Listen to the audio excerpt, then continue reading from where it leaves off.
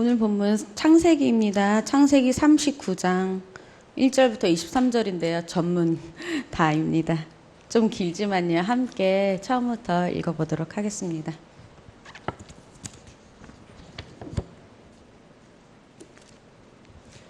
창세기 39장 1절부터 함께 읽겠습니다.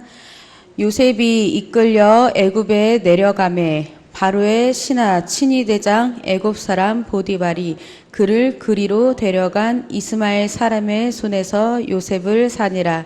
여호와께서 요셉과 함께 하심으로 그가 형통한 자가 되어 그의 주인 애굽 사람의 집에 있으니 그의 주인이 여호와께서 그와 함께 하심을 보며 또 여호와께서 그의 범사에 형통하게 하심을 보았더라.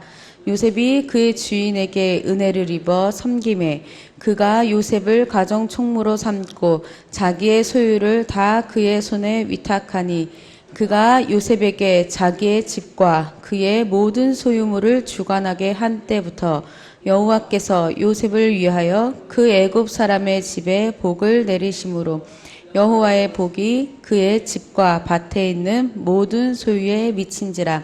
주인이 그의 소유를 다 요셉의 손에 위탁하고 자기가 먹는 음식 외에는 간섭하지 아니하였더라. 요셉은 용모가 빼어나고 아름다웠더라. 그 후에 그의 주인의 아내가 요셉에게 눈짓하다가 동침하기를 청하니 요셉이 거절하며 자기 주인의 아내에게 이르되 내 주인이 집안의 모든 소유를 간섭하지 아니하고 다 내 손에 위탁하였으니 이 집에는 나보다 큰 이가 없으며 주인이 아무것도 내게 금하지 아니하였어도 금한 것은 당신뿐이니 당신은 그의 아내임이라. 그런즉 내가 어찌 이 큰 악을 행하여 하나님께 죄를 지으리이까. 여인이 날마다 요셉에게 청하였으나 요셉이 듣지 아니하여 동침하지 아니할 뿐더러 함께 있지도 아니하니라. 그러할 때에 요셉이 그의 일을 하러 그 집에 들어갔더니 그 집 사람들은 하나도 거기에 없었더라. 그 여인이 그의 옷을 잡고 이르되 나와 동침하자. 그러나 요셉이 자기의 옷을 그 여인의 손에 버려두고 밖으로 나가매 그 여인이 요셉이 그의 옷을 자기 손에 버려두고 나감을 보고 그 여인의 집 사람들을 불러서 그들에게 이르되 보라, 주인이 히브리 사람을 우리에게 데려다가 우리를 희롱하게 하는도다. 그가 나와 동침하고자 내게로 들어오므로 내가 크게 소리 질렀더니 그가 나의 소리 질러 부름을 듣고 그의 옷을 내게 버려두고 도망하여 나갔느니라 하고 그의 옷을 곁에 두고 자기 주인이 집으로 돌아오기를 기다려 이 말로 그에게 말하여 이르되 당신이 우리에게 데려온 히브리 종이 나를 희롱하려고 내게로 들어왔으므로 내가 소리질러 불렀더니 그가 그의 옷을 내게 버려두고 밖으로 도망하여 나갔나이다. 그의 주인이 자기 아내가 자기에게 이르기를 당신의 종이 내게 이같이 행하였다 하는 말을 듣고 심히 노한지라. 이에 요셉의 주인이 그를 잡아 옥에 가두니 그 옥은 왕의 죄수를 가두는 곳이었더라. 요셉이 옥에 갇혔으나 여호와께서 요셉과 함께 하시고 그에게 인자를 더하사 간수장에게 은혜를 받게 하시매 간수장이 옥중 죄수를 다 요셉의 손에 맡김으로 그 재반 사물을 요셉이 처리하고 간수장은 그의 손에 맡긴 것을 무엇이든지 살펴보시 아니하였으니 이는 여호와께서 요셉과 함께 하심이라. 께서 그를 범사에 형통하게 하셨더라. 아멘.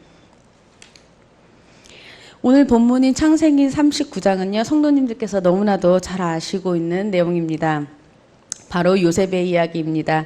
참으로 억울하고 성경 역사에서 또 이 세상의 역사에서 이만큼 억울한 사람이 있는가 할 정도로 억울한 사람의 이야기입니다.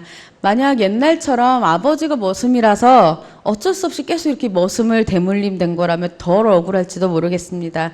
하지만 요셉은 귀공자같이 귀하게 지내다가 그것도 형제들의 손에 팔려서 종으로 죄인으로 다 젊은 세월을 보내다시피 하였습니다.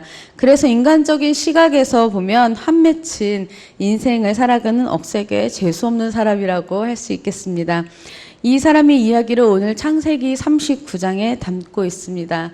물론 우리 입장에서 보면 요셉은 오랜 감옥 생활 이후에 애굽의 두 번째 치리자가 되는 영광의 자리에 이르게 됩니다. 이것을 보고 본문에서처럼 형통한 자가 되었다고 우리가 그냥 생각할 수 있을까? 자, 물론 우리가 상상하지도 못할 권력을 가진 그 위치에 섰다는 것은 대단한 일입니다. 이 세상 누구라도 부러워할 일입니다. 그러나 오늘 본문의 시점에서 보자면 요셉은 사실 앞날에 대한 어떤 희망이나 기대도 전혀 가질 수 없는 한낱 지금 종에 불과하며 설상가상으로 감옥에 갇히는 죄인으로 신세를 한없이 떨어뜨린 그런 사람입니다. 만약 이 모든 고통을 너가 이겨내면 애굽의 2인자가 되게 해줄게 라는 약속이 있었다면 아마 참고 견뎌냈을지도 모르겠습니다. 그러나 요셉은 지금 어떠한 약속도 없이 어떤 희망도 없는 상태입니다. 창세기 39장은요, 세 부분을 나눠서 우리가 오늘 살펴보겠습니다. 첫째 부분은요, 처음부터 1절에서 6절까지고요. 네, 두 번째 부분은 7절에서 18절, 세 번째 부분은 19절에서 끝까지입니다. 이렇게 세 부분으로 나눠서 본문을 살펴보면 오늘 본문을 이해하는 데 크게 도움되실 겁니다. 에스더서에요, 하나님이라는 단어가 없는 게 좀 이상하고요. 그쵸? 그리고 아가서가 우리 성경에 실릴만 한가? 이렇게 좀 어색하듯이 오늘 본문의 가운데 부분이요, 보디발의 아내가 등장하는 부분은 여호와께서 이렇게 어떻게 하셨다 하는 내용의 그런 표현이 하나도 없습니다. 구태여 하나님과 관련된 것을 찾자면요, 9절에 내가 어찌 이 큰 악을 행하여 하나님께 죄를 지으리까 라는 요셉의 말 속에 나타날 뿐입니다. 그렇다면 보디발의 아내가 등장하는 이 둘째 부분에서는 무엇을 말하려고 하는 것일까? 먼저 우리 분명히 드러나는 첫 번째 부분과 세 번째 부분을 먼저 살펴보겠습니다. 첫 번째 부분에서 크게 강조하는 것이 있습니다. 오늘 본문이 길어서 우리가 이렇게 막 이렇게 술술 읽어 내려갔는데요. 2절부터 잘 보시면요, 여호와께서 그와 함께 하셨다라는 사실을 크게 강조하고 있습니다. 더구나 요셉의 주인인 보디발은요, 이방인인데도 3절에 여호와께서 그와 함께 하심을 보았다라고 쓰여 있습니다. 바꿔 말하면 이방인이 알 수 있을 만큼 여호와께서 요셉과 함께 하심을 강하게 하나님께서 드러내고 계신다는 것입니다. 보디발이 본 것은 그것뿐만이 아니었습니다. 그는 여호와께서 요셉의 범사에, 즉 요셉이 하는 모든 일이 다 잘 될 것이고 또 그것이 잘 되게 이루어짐을 하는 것을 보디발이 보았다라고 쓰였습니다. 이런 하나님의 놀라운 사역으로 인해서 주인은 요셉을 자기의 사환으로 삼아 자기를 섬기게 하였습니다. 그리고 요셉을 가정의 모든 일과 모든 소유를 관리하는 가정총무로 삼아 다 관리하게 하였습니다. 이 모든 것이 하나님께서 행하신 일이었습니다. 그리고 5절에 결정적인 사실이 언급되어 있습니다. 보디발이 요셉으로 하여금 자기 집과 그 모든 소유물을 주관하게 한 때, 바로 그때부터 여호와께서 그의 집에 복을 마치 쏟아붓듯이 내리셨다, 이렇게 쓰여 있습니다. 보디발의 집에 내린 복은 어느 정도였을까? 자, 여호와의 복은 보디발의 집과 밭에 있는 모든 소유에 다 미치는 엄청난 것이었습니다. 그런데 이 큰 복을 하나님께서 보디발에게 쏟아 부으시는 목적이 무엇일까요? 5절에 보면요, 여호와께서 요셉을 위하여라고 말하고 있습니다. 하나님이 보시기에 보디발이 훌륭해서 또는 하나님께서 아끼시는 요셉을 받아주어서 이에 보답하는 차원에서 복을 내리신 것이 아니라는 것입니다. 오히려 그와는 반대로 순전히 요셉 때문에 하나님과는 전혀 관계없는 보디발에게 복을 주셨습니다. 이처럼 오늘 본문의 첫 부분은 하나님께서 요셉과 함께 하심과 그 결과가 어떠한 것인지 크게 강조하고 있습니다. 그럼 셋째 부분 뒤에 19절에서 23절을 한번 살펴보겠습니다. 요셉은 감옥에 갇히게 되었습니다. 다 아시다시피 본문 둘째 가운데 부분에서요, 보디발의 아내가 새빨간 거짓말을 했기 때문입니다. 그 여자는 중요하고 결정적인 사실을 뒤바꿔서 말하였습니다. 남편이 보디발은 자기 아내의 말을 듣고 화가 많이 났고 이것은 19절에 심히 노한지라 라고 표현하고 있습니다. 그래서 그 주인은 요셉을 잡아다가 옥에 가뒀습니다.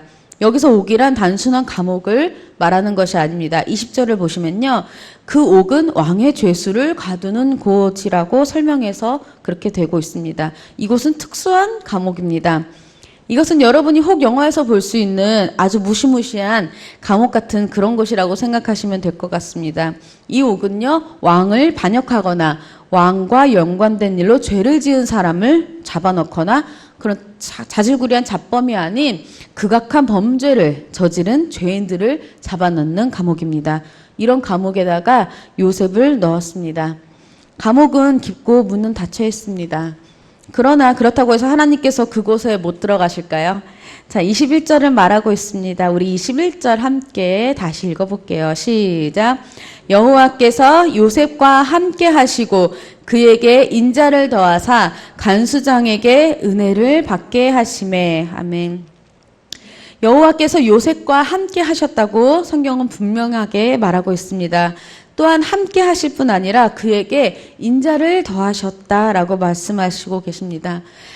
이 말은 요셉에 대한 사랑, 즉 요셉에게 하나님이 자신의 변치 않는 사랑을 더 넓히셨다는 뜻입니다. 다시 말하자면 여호와께서 이제껏 그에게 사랑을 베푸셨는데 이제 그가 더 심각한 상황, 더 가슴 아픈 상황에 이르니까 그 상황이 필요한 만큼 더 큰 사랑을 베푸셨다는 것입니다.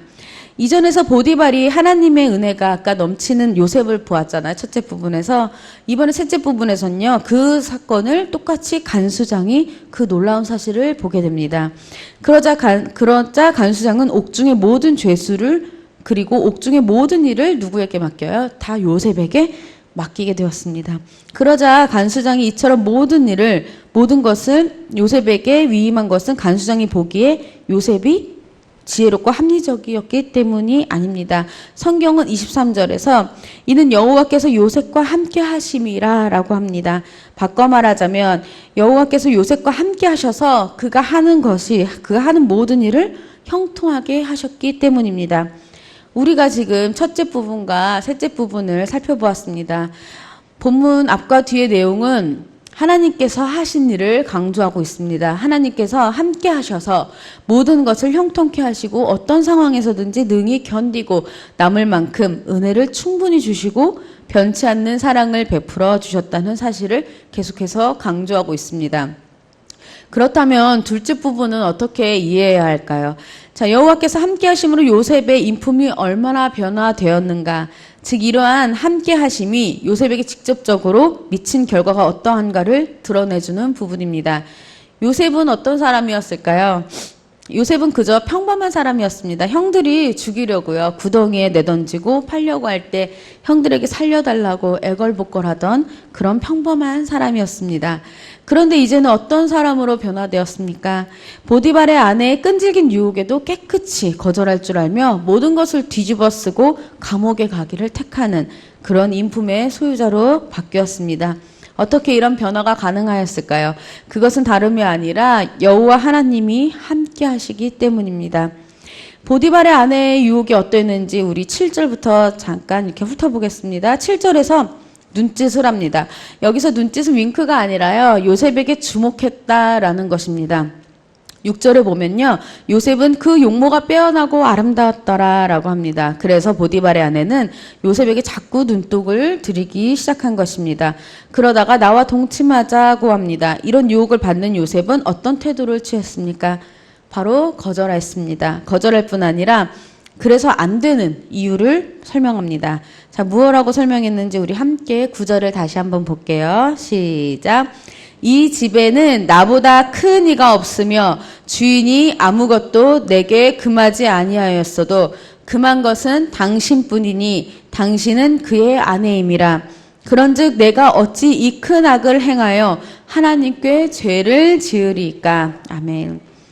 요셉의 설명 안에는요, 자신이 누구이며 그 다음에 주인과의 관계는 내가 지금 어떠하며 당신은 누구라는 내용이 이렇게 담겨 있습니다.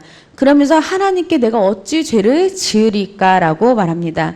이 표현만 가지고도요, 요셉은 자신이 그런 위치를 얻게 된 일은 다 하나님께서 하신 일입니다라고 그 사실을 밝히는 것입니다. 요셉이 이렇게 나오자 보디발의 아내는 더 해가 탔습니다. 보디발의 아내는요, 10절에서와 같이 이제 날마다 매일매일 요셉을 유혹하는 작전으로 바꿉니다. 그러나 요셉의 태도는 10절에서 듣지 아니하여 동침하지 아니할 뿐더러 함께 있지도 아니하니라라고 합니다. 요셉은 거절할 뿐만 아니라 같이 있지도 않았다는 것입니다. 이런 유혹은요, 이런 것은 우리가 이런 유혹만 해당되는 것이 아닙니다. 우리 성도님들에게도 어떠한 모습으로 어떠한 방법으로 세상에 유혹이 올지 모릅니다.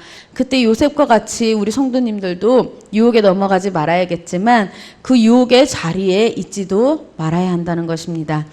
요셉이 끝끝내 거절하자 자존심 상한 보디발의 아내는요, 요셉의 옷을 잡고 늘어집니다. 그러나 요셉은 옷을 벗어 던지고 밖으로 도망쳐 나갔습니다.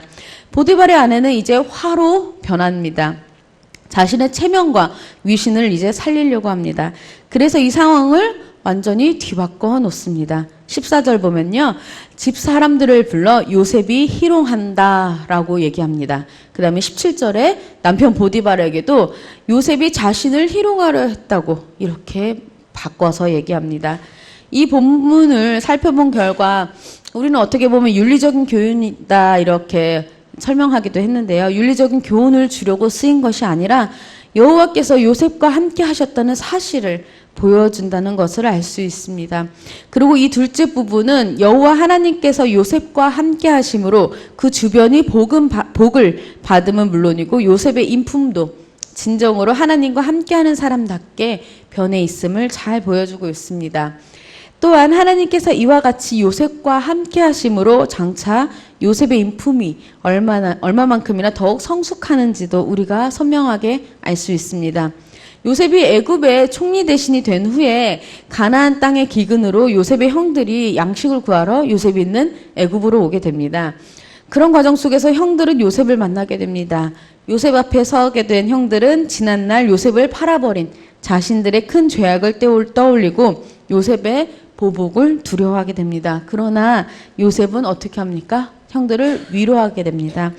하나님이 생명을 구하시려고 나를 당신들 앞서 보냈나이다 라고 합니다. 이어서 나를 이리로 보낸 자는 형들이 아니라는 겁니다. 하나님께서 나를 이리로 보내셨습니다 라고 오히려 형들을 위로합니다. 이처럼 요셉은 이제는 하나님의 계획을 이해하고 형들의 악독한 죄악을 용서할 만큼 인품이 성숙하게 되었습니다. 바꿔 말하자면 그는 하나님의 일을 볼 줄 아는 안목을 갖게 된 것입니다. 지금까지 성도님들께서는 본문에 대한 설명을 쭉 들으셨습니다. 그러나 이것은 어디까지나 요셉의 이야기입니다. 과연 이 본문이 우리와 무슨 상관이 있을까? 하나님께서 요셉에게 그리하셨다는 것일 뿐 우리와 아무런 상관이 없지 않을까? 그냥 이야기일까? 이렇게 생각하실 수도 있는데요. 본문은 하나님께서 요셉과 함께 하셨다는 내용을 계속 강조하고 계십니다. 그렇다면 도대체 어떤 이유로 하나님께서는 요셉과 함께 하시는 것일까? 요셉이 하나님께서 좋아하실 만한 어떤 업적이나 공로를 행하였나요? 아니죠. 자, 성경은 그런 종류의 일을 하나도 제시하고 있지 않습니다. 우리는 그 이유를 하나님 자신의 약속에서 찾을 수 있습니다. 우리 스크린 보시고요. 창세기 17장 7절 함께 보도록 하겠습니다.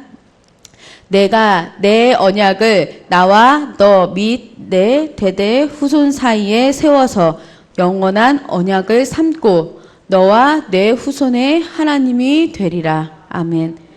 이 말씀은 너와 내 후손의 하나님이 되겠다 이렇게 얘기하고 있습니다. 이것은 하나님께서 약속하신 것입니다. 이것은 무슨 뜻일까요? 창세기 28장에서 하나님께서 내가 너와 내 후손의 하나님이 되겠다고 약속하셨고 그 약속하신 말씀을 지키기 위해서 이제껏 아브라함은 물론 그의 후손인 이삭과 함께 하셨다고 성경은 기록하고 있습니다. 그리고 야곱에게 그리고 그 약속을 지키기 위해서 오늘 본문인 요셉과도 이렇게 계속 함께하고 계시는 것입니다. 결론은 오늘 본문에서 하나님께서 요셉과 함께 하심은 요셉이 아브라함의 후손에 포함되었기 때문입니다. 그렇다면 바울은 아브라함 후손을 어떻게 말하는지 우리 갈라디아서 3장 27절, 29절 함께 읽도록 하겠습니다. 누구든지 그리스도와 합하기 위하여 세례를 받은 자는 그리스도로 옷 입었느니라.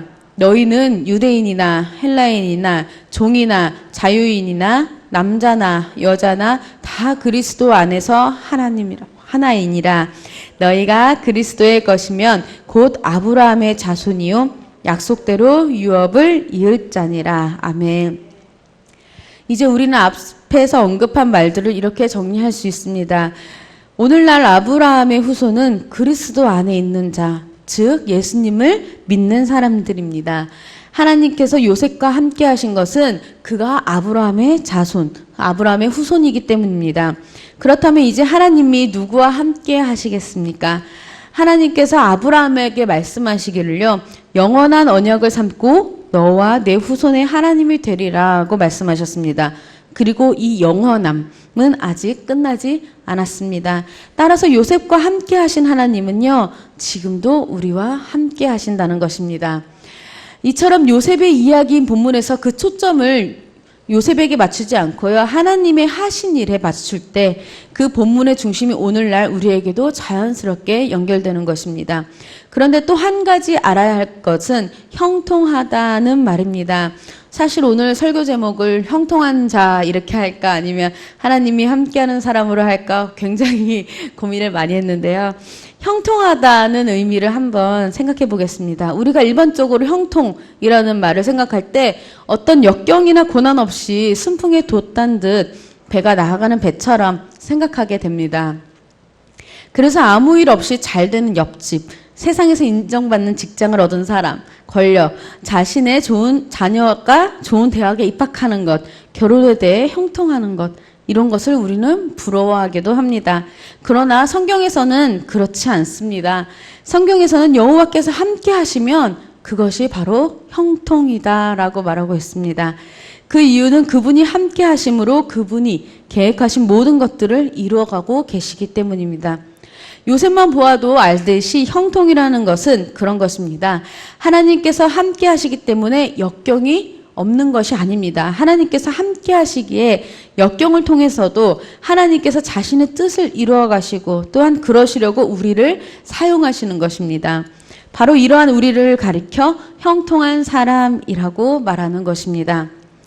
가깝게는 우리가 지난 한 주 동안에 좀 멀게는 이제껏 살아온 우리의 삶들을 돌아보면요, 정말 하나님께서 우리를 인도해 오셨다는 것을 생각하지 않을 수가 없습니다. 우리의 잘못 때문에 일들이 수없이 꼬여왔지만 결국은 하나님의 선하신 뜻대로 우리를 붙잡고 움직여 가고 계십니다. 따라서 우리가 이처럼 신실하게 아브라함의 후손과 함께 하시는 하나님을 정말 제대로 알고 감사한다면 마땅히 더욱 신실한 삶을 살려고 애를 써야 합니다. 하나님께서 함께 하는 자답게 삶을 살려고 몸부림쳐야 한다는 것입니다. 그렇게 한다면 우리의 주위에서 칭찬이 오는 것이 아니라 그와 반대로 어려움과 더 큰 고난이 올 수도 있을 것입니다. 그렇지만 그것이 하나님이 함께 하시는 은혜를 더욱 크고 놀랍게 맛볼 기회가 될 것입니다. 이처럼 우리 모두가 크고 놀라운 하나님의 은혜를 요셉처럼 그렇게 맛보는 삶을 누리시기를 바랍니다. 우리의 모든 삶 속에서 하나님과 함께 하심을 만끽하며 감사하며 그분 앞에서 사는 우리 춘천교회 성도님들이 되시기를 소망합니다. 함께 기도하겠습니다. 하나님, 오늘 함께 예배 드리게 하심을 감사드립니다. 성경은 죄인들의 형통, 세상 사람들의 형통을 부러워하지 말라고 하였습니다. 우리는 아브라함의 자손 예수 그리스도를 믿는 자들로서 하나님이 함께했던 요셉처럼 어떠한 상황 속에서도 하나님이 함께 하심을 느끼며 살기를 원합니다. 하나님께서 늘 함께 하시기 때문에 세상 속에서 두려움이 없이 크고 놀라운 하나님의 은혜만을 맛보며 하나님의 능력에 의지하여 살아가는 우리 모두가 되게 하여 주시옵소서. 예수님의 이름으로 기도드립니다. 아멘.